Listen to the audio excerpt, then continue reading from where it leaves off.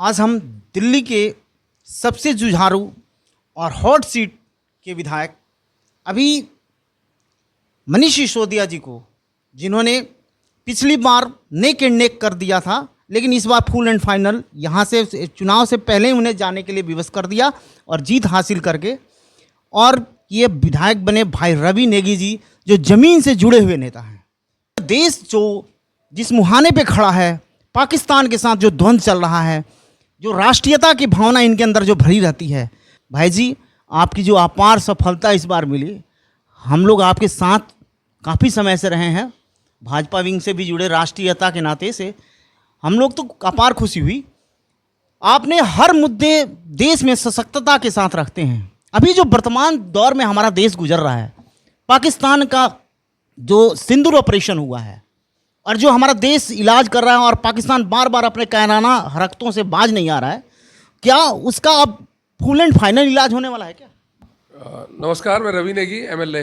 बिल्कुल, अभी 22 तारीख को जो पहलगांव में जो कायराना हमला पाकिस्तान की तरफ से किया गया और उसके जवाबी कार्रवाई में ऑपरेशन सिंदूर के तहत आपने देखा होगा कि हमारे जांबाज सिपाहियों ने, जांबाज हमारे सेना के अधिकारियों ने और हमारे प्रधानमंत्री जी के नेतृत्व में और पूरा पाकिस्तान में जिस प्रकार उनके आतंकवादी जितने भी उनके किले थे, जितने उनके स्थान थे, उनको सब ख़त्म कर दिया।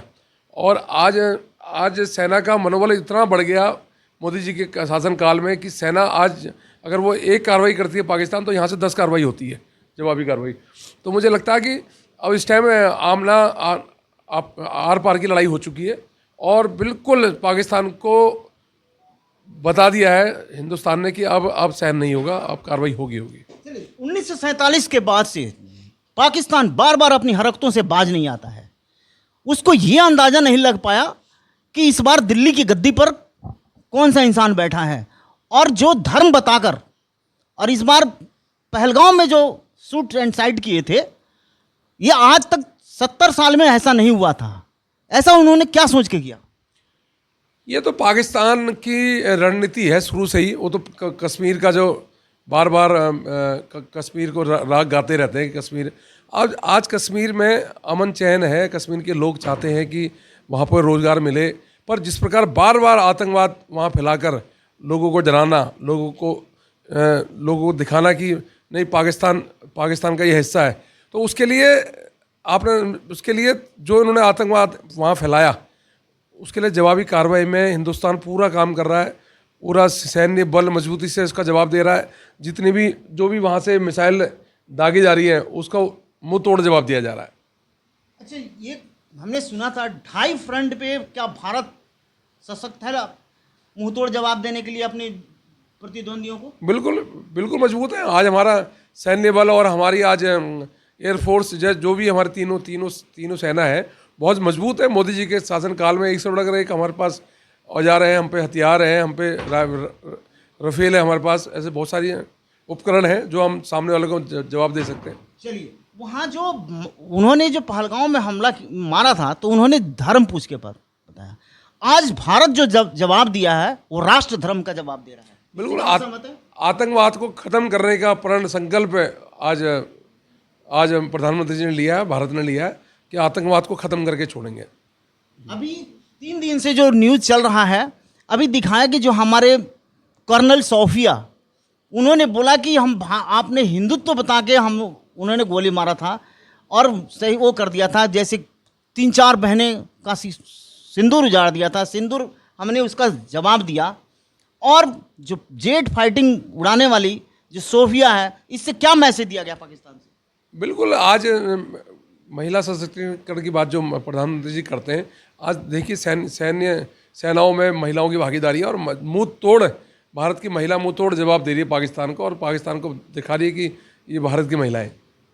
भारत APJ अब्दुल कलाम, वीर अब्दुल हमीद, अब कर्नल सोफिया जैसे सेंटिमेंट पाकिस्तान को समझना चाहिए कि भारत किस प्रकार का देश है।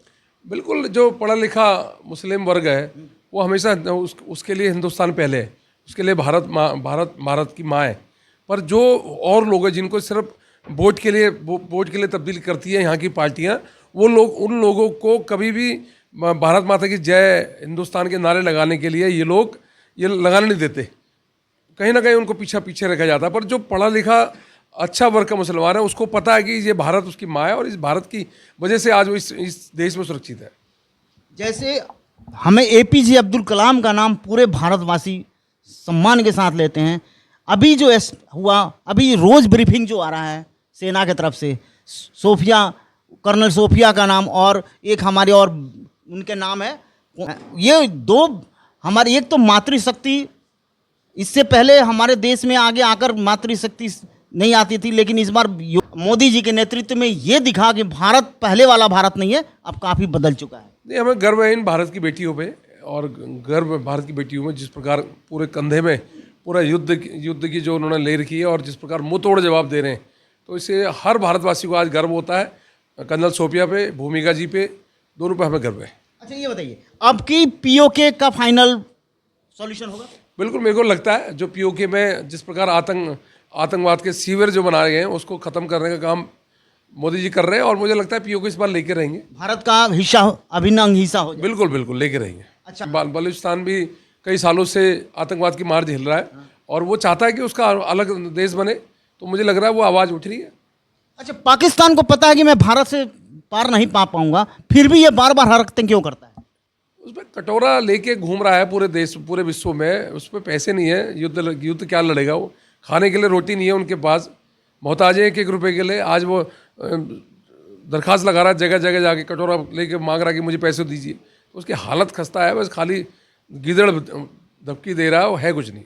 अच्छा, जो हमारा बदला पहलगांव का लिया गया, ये जो सनातन सिंदूर से जोड़कर इसको रखने का सेना को सुझाव मोदी जी ने क्या सोच के दिया? ये बिल्कुल, क्योंकि कई बहनों का सुहाग उजड़ा, सिंदूर उजड़ा, तो उस सिंदूर का बदला लेना था भारत ने, तो उसका नाम ही सिंदूर रख दिया गया।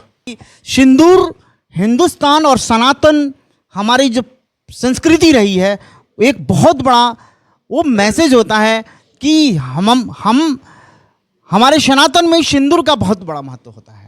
जब तक बदला लिया कि आपने मांग का सिंदूर छीना, हम आपका उसका उसी तरह से जवाब देंगे। तुमने धर्म पूछ के दिया, हमने राष्ट्र धर्म बता के कि हिंदुस्तानी हमारा राष्ट्र धर्म ये है। हमारे तिरंगे के शान में आज पाकिस्तान कहने के लिए झूठ दिखाया जा रहा है, लेकिन उसकी कई सारे तबाह हो चुका है।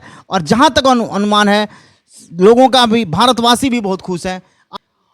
रवि भाई तो इतने संघर्षशील रहे हैं कि ये होती है जनता की भावना को आदर करना और सेवा करना, और भाजपा के अंदर यही खूबी है। ये थे हमारे पड़पड़गंज विधानसभा के जुझारू नेता और विधायक भाई रवि नेगी जी। इनसे सीधी वार्तालाप देश के वर्तमान समस्या, भारत और पाकिस्तान के द्वंद्व के बीच के लिए हुआ। और इसी तरह हमारे चैनल को आप देखते रहें और अपना वार्तालाप कैसा लगा इसमें अपना सुझाव रखें, और हमारे चैनल को सब्सक्राइब और लाइक करें। दिल्ली एनसीआर हर जगह।